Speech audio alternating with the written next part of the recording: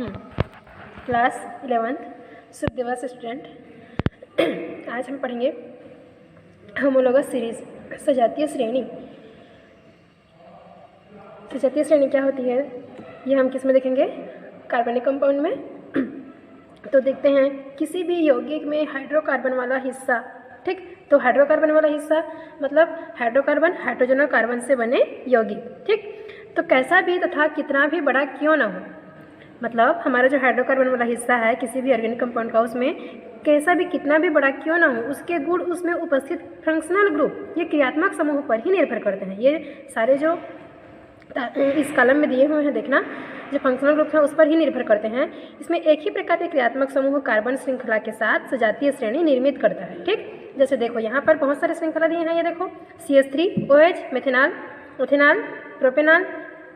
देखो इसमें सारे में क्या है एक ही टाइप के क्रियात्मक समूह है। इसमें भी हाइड्रॉक्सिल ग्रुप, इसमें भी हाइड्रॉक्सिल, इसमें भी हाइड्रॉक्सिल, ठीक। जिससे क्या बन रहा है? मेथेनॉल, इथेनॉल, प्रोपेनॉल, ठीक। तो इसको क्या बोलेंगे? एक ही प्रकार का क्रियात्मक समूह कार्बन श्रृंखला के साथ सजातीय श्रेणी निर्मित करता है। यहाँ पर क्या निर्माण हो गया यहाँ पर? हाँ, अब देखते हैं एक सजातीय श्रेणी में आते हैं कौन? ये सभी ये देखो एक ही सजातीय श्रेणी में आ रहे हैं। भले ही इसका कितना भी इधर CH2 ऐसे करके जोड़ा हो, कितना भी श्रेणी मतलब इधर ऐसे लंबा चेन बनाता हो, लेकिन ये सभी क्या में आएंगे? एक सजातीय श्रेणी में ही आते हैं, ठीक। तो असंख्य कार्बनिक यौगिकों को उनमें उपस्थित देखो असंख्य कार्बनिक यौगिक, और यहाँ पर बहुत सारे और कार्बनिक यौगिक होंगे, तो इसी को क्या बोल रहा है? असंख्य कार्बनिक यौगिकों को उनमें उपस्थित क्रियात्मक समूहों के आधार पर क्लासिफाई किया जा सकता है। और क्लासिफाई करने के पश्चात जब हम उन यौगिकों को कार्बन परमाणुओं के बढ़ते क्रम में उसको अरेंज करते हैं, ठीक, किसके? कार्बन परमाणु के बढ़ते क्रम में। अब देखो यहाँ पर सबसे छोटा कौन सा है? इन तीनों में मेथेनॉल है। इसके बाद यहाँ पर 2 कार्बन वाला, इसके बाद 3 कार्बन वाला, ठीक। इसी प्रकार क्या होगा यहाँ पर? उसका बढ़ते क्रम में व्यवस्थित करें तो हमें यौगिक की जो श्रेणी प्राप्त होती है उसे क्या कहते हैं? सजातीय श्रेणी, ठीक। आया समझ में? असंख्य कार्बनिक यौगिकों को उनमें उपस्थित क्रियात्मक समूहों के आधार पर क्लासिफाई करने के पश्चात, ठीक, कार्बन समूह का उसका यहाँ पर 1 है, यहाँ पर 2 है, यहाँ पर 3, इस प्रकार से बढ़ते क्रम में इसको क्या करेंगे? क्लासिफाई करेंगे। और उसके पश्चात हम देखेंगे कि बढ़ते क्रम में व्यवस्थित करते हैं तो जो यौगिक की श्रेणी प्राप्त होती है उसे क्या बोलेंगे हम लोग? सजातीय श्रेणी। क्यों? क्योंकि इसमें जो हमारा फंक्शनल ग्रुप है वो भी एक ही टाइप के हैं, ठीक। आ गया समझ में? सजातीय श्रेणी के सदस्यों में गुणों में परिवर्तन परिलक्षित होते हैं क्योंकि उनके अणुभार में क्रमिक परिवर्तन होता है, ठीक। अब इनके अणुभार तो अलग अलग होंगे, देखना इसका मॉलिक्यूलर मास निकाल के देखना, सबका अलग अलग आएगा ना। तो इसके अब नेक्स्ट है कैरेक्टरिस्टिक ऑफ होमोलोगस सीरीज। अब इस सजातीय श्रेणी के क्या देखेंगे? इसके कैरेक्टर, इसके क्या क्या लक्षण हैं, ठीक। फर्स्ट है श्रेणी के सभी सदस्यों को एक सामान्य अणुसूत्र से श्रेणी के सभी सदस्यों को एक समान अणुसूत्र से प्रदर्शित किया जा सकता है। जैसे एल्कोहल सजातीय श्रेणी का सामान्य सूत्र है। ये हमारा जो एल्कोहल है CH3CH2OH, ये क्या है? देखो यहाँ पर एल्केन के लिए क्या होता है हमारा? ये जो फार्मूला है वो होता है CnH2n+1 होता है। किसके लिए? एल्केन के लिए। यहाँ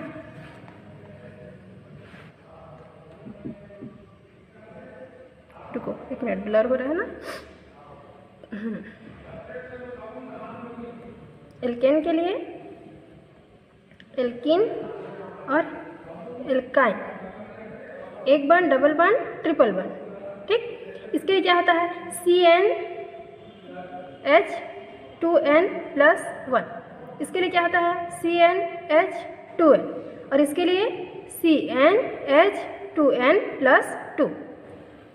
ये एक सामान्य फार्मूला है इसका। तो यहाँ पर जितने भी सारे एल्कोहल की सजातीय श्रेणी है, अब ऐसे बहुत सारे बनेंगे तो उनके लिए हमारा जनरल फार्मूला क्या हो जाएगा? CnH2n+1। और ये क्या है हमारा? Hydroxyl group. अब यहाँ पर N हमारा क्या है? इसकी संख्या कार्बन की, मतलब यहाँ पर कितना रखें? जैसे यहाँ पर रखेंगे क्या रखें? 2 रखें तो क्या हो जाएगा? C2। और यहाँ पर 2 रखेंगे तो 2 दूनी 4 और 1 5, C2H5OH। आया समझ में? इस प्रकार हम ये जो सजातीय श्रेणी है इसके लिए ये फार्मूला से हम आगे और जान सकते हैं। ठीक, अब देखेंगे नेक्स्ट क्या है। सजातीय श्रेणी के सदस्यों में उत्तरोत्तर CH2 की वृद्धि होती है। किसकी वृद्धि होती है? CH2 की। अब देखो यहाँ पर बहुत सारे ऐसे चेन बनेंगे, CH3 CH2 CH2 CH2 CH2 करके ऐसे करके, तो क्या हो रही है? CH2 की वृद्धि हो रही है। इस प्रकार अणुभार में 14 की क्रमिक वृद्धि होती है। कहने का तात्पर्य 14 की क्या समझ रहे हो यहाँ पर? देखो, अब इसका हम मॉलिक्यूलर मास निकालें तो क्या होगा? कार्बन का 1, यहाँ पर कितने कार्बन है? 1 कार्बन, तो 1 कार्बन के लिए इसका एटॉमिक नंबर 6, और इसका जो भार होता है 6 दूनी 12, और यहाँ पर हाइड्रोजन कितने हैं? 2, 12 और 2 14 हो गए। यहाँ CH2 इसके लिए 12, फिर ये कितने हैं? 2 हाइड्रोजन, और यहाँ पर हाइड्रोजन का उसका एटॉमिक नंबर कितना होता है? 1, तो 1 दूने 2, 12 और 2 कितने हो गए? 14। तो इसी को यहाँ पर बोल रहा है कि CH2 की वृद्धि होती है। इस प्रकार अणुभार में 14 की क्रमिक वृद्धि होती है। ठीक, अब नेक्स्ट है, श्रेणी में एक जैसा क्रियात्मक समूह होता है। अब यहाँ पर ethanol, propanol, butanol, pentanol, hexanol जितना भी उधर जाते जाएंगे तो इसमें क्या होगा? एक जैसा ही क्रियात्मक समूह पाया जाएगा। जैसे यहाँ पर सभी में क्या पाया जा रहा है? Hydroxyl group. ठीक, आगे समझ में। फोर्थ है, एक श्रेणी में सभी सदस्य बनाने की विधियाँ समान होती है। अगर हम आगे उधर पढ़ेंगे इथेनॉल की बनाने की विधि, मिथेनॉल की बनाने की विधि सबको देखेंगे तो इनकी बनाने की विधि सबकी क्या होगी? एक जैसी। ठीक, मिथेनॉल की जिस प्रकार मेथड रहेगा वैसा सेम ही इथेनॉल का भी होगा, प्रोपेनॉल का भी होगा। ठीक, अब है श्रेणी के सदस्यों के गुणों में क्रमिक परिवर्तन होता है, किंतु उसकी प्रॉपर्टी, उसके गुण वही होती है। ठीक, अब बहुत सारे इसके फिजिकल प्रॉपर्टी, रासायनिक प्रॉपर्टीज़ को हम लोग देखने के मिलते हैं। ठीक, जैसे सॉल्युबिलिटी, उसकी डेंसिटी, उसकी मेल्टिंग पॉइंट, बॉइलिंग पॉइंट, इन सारों में क्या देखने को मिलती है? उसके क्रमिक परिवर्तन देखने को मिलता है। लेकिन उसका जो मेन प्रॉपर्टी होती है सबके लिए क्या होती है? समान होती है। ठीक, लेकिन उसके फिजिकल प्रॉपर्टी, केमिकल प्रॉपर्टी को देखें तो सबके लिए अलग अलग होगी ना। क्यों? क्योंकि इनके जो संख्या है कार्बन की वो भी तो बढ़ते जा रही हैं। ठीक, इस प्रकार। अब नेक्स्ट है structure representation of organic compound, कार्बनिक यौगिकों का संरचनात्मक प्रदर्शन। ठीक, तो कार्बनिक यौगिकों के प्रदर्शित करने के कई तरीके हैं। देखो, इसको हम मॉलिक्यूलर फार्मूला में भी समझा सकते हैं और स्ट्रक्चर फार्मूला में भी समझा सकते हैं। ठीक, तो सबसे पहला है मॉलिक्यूलर फार्मूला, अणु सूत्र। अब देखो, कार्बनिक यौगिकों में विभिन्न तत्वों का मात्रात्मक आकलन करने के पश्चात उसका मूलानुपाती सूत्र भी ज्ञात किया जा सकता है। ठीक, आप लोग तो अणुभार निकालना जानते हो, लेकिन अणुभार के बाद एक और होता है मूलानुपाती सूत्र। जैसे यहाँ पर देखो, ये एथेन दिया है,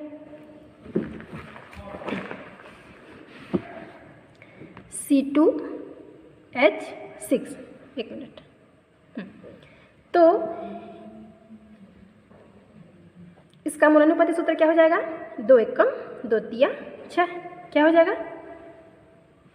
1:3। इसी को क्या बोलते हैं? मूलानुपाती सूत्र। जैसे C2, जैसे इसका देखते हैं, C6H6H12O6 ग्लूकोज, इसका मूलानुपाती सूत्र क्या हो जाएगा? 6 कम 6 दूनी 12, 6 कम 6, 1:2:1। इसको क्या बोलते हैं? मूलानुपाती सूत्र। तो किसी भी हम लोग यहाँ पर अणुओं का उसका मूलानुपाती सूत्र जान सकते हैं। किसके? इसके मॉलिक्यूलर फार्मूला से। तो इन सब का ये क्या है? मॉलिक्यूलर फार्मूला है। ये इथेनॉल का, ये ग्लूकोज का। ठीक, आया समझ में? अब इसके स्ट्रक्चर फार्मूला देखेंगे। मॉलिक्यूलर फार्मूला समझ में आ गया? मॉलिक्यूलर फार्मूला से हम क्या जान सकते हैं? उसके मूलानुपाती सूत्र। अब है स्ट्रक्चर फार्मूला। अणु का संरचनात्मक सूत्र यह दर्शाता है कि अणु में एक दूसरे से अलग अलग परमाणु कैसे जुड़ी है। ठीक, अब जैसे उसके संरचना सूत्र को देखेंगे, जैसे बहुत सारे CH3 CH2 CH2 ऐसे इस प्रकार बनते जाएंगे, तो हम एक दूसरे के अलग अलग परमाणु उसमें किस टाइप से जुड़े हैं, CH2 कहाँ पर जुड़ा है, CH3 कहाँ पर जुड़ा है, इन सबको जान सकेंगे। और लुईस संरचना सूत्र को प्रदर्शित करने के तरीकों में से एक सरल तरीका है वही डॉट प्रोडक्ट, इससे पढ़े हो पहले वाले क्लास में, जिसके द्वारा किसी भी अणु के परमाणुओं के मध्य अंतर्निहित इलेक्ट्रॉन, उनके जो बॉन्ड पेयर इलेक्ट्रॉन पेयर हैं, इनको हम लोग सरलता से जान सकते हैं। किसके द्वारा? लुईस संरचना के द्वारा। ठीक। और लुईस संरचना किसी अणु के आबंधों में निहित इलेक्ट्रॉनों को क्या बोल रहे हैं यहाँ पर? दर्शाने की सरलतम विधि है। लुईस संरचना से तो हम लोग आराम से जान सकते हैं कितने लोन पेयर हैं, कितने उसमें डॉट दिखाई दे रहे हैं, कितने इलेक्ट्रॉन हैं, कितने बॉन्ड से गिरे हैं, कितने उनकी संयोजकता को बता रहे हैं। ठीक। इसी प्रकार तो जिसमें अणु में उपस्थित बंधों की एकल बंध द्वारा दर्शाया जा सकता है। अब देखो, अब लुईस संरचना द्वारा हम क्या जानेंगे? उसमें अणु में उपस्थित बंधों को एकल बंध, अब ऐसे बहुत सारे जुड़े रहते हैं, ऐसे CH2, CH3, CH2, CH2। तो इस प्रकार इन दोनों के बीच में ऐसे, इन दोनों के बीच में एकल बंध क्यों है? या जैसे यहाँ इन दोनों के बीच में डबल बंध क्यों है? इसको हम लोग किससे जानेंगे? स्ट्रक्चर फार्मूला से। ऐसा समझ में? तो इसी को यहाँ पर बोल रहा है एकल बंध को एक लघु रेखा। देखो, एकल बंध को एक बॉन्ड से दर्शाते हैं, द्विबंध को डबल बंध से, त्रिबंध को ट्रिपल बंध से। ऐसा समझ में? इस प्रकार कार्बनिक यौगिकों में उपस्थित विषम परमाणु, ठीक, विषम परमाणु कौन सा है? हेटेरोमेटिक एटम। जो हेटेरो एटम है हम लोग के ऑक्सीजन, नाइट्रोजन, सल्फर, ये क्या है? विषम परमाणु। ठीक। आदि उपस्थित एकाकी इलेक्ट्रॉन युग्म को दो बिंदुओं द्वारा दर्शाया जाता है। आप लोग इसका इलेक्ट्रॉनिक विन्यास निकाल करके देखना। ऑक्सीजन, नाइट्रोजन, सल्फर, इन सब में क्या होता है? Lone pair of electron present रहेंगे। इलेक्ट्रॉन युग्म को दो बिंदुओं द्वारा दर्शाया जाता है, जिसको हम लोग ऐसे डॉट के द्वारा दर्शाते हैं, ऐसे डॉट के द्वारा। परंतु कभी कभी ऐसा नहीं होता, अतः एथेन, एथीन, एथाइन तथा मेथेनॉल के संरचनात्मक सूत्रों को अब देखेंगे अग्रलिखित प्रणाली द्वारा निरूपित किया जाता है। अब इसको कैसे निरूपित कर रहा है? नेक्स्ट पेज में, एक मिनट।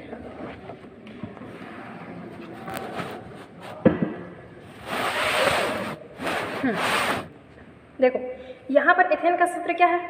C2H6, कार्बन 2 और हाइड्रोजन 6।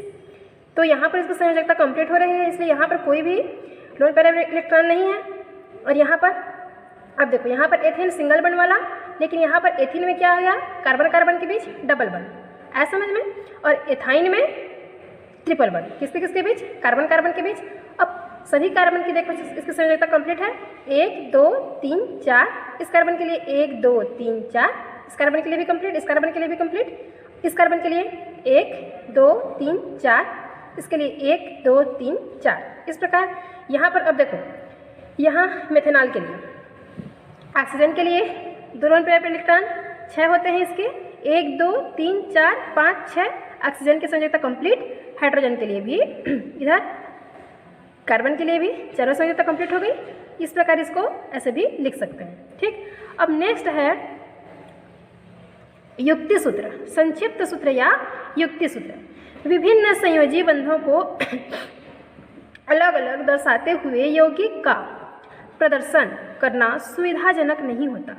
मतलब संयोजी बंध, ऐसे ही हम लोग संयोजी बंध द्वारा भी अलग अलग दर्शाते हुए यौगिक का उसकी प्रदर्शन को सुविधाजनक नहीं माना जाता।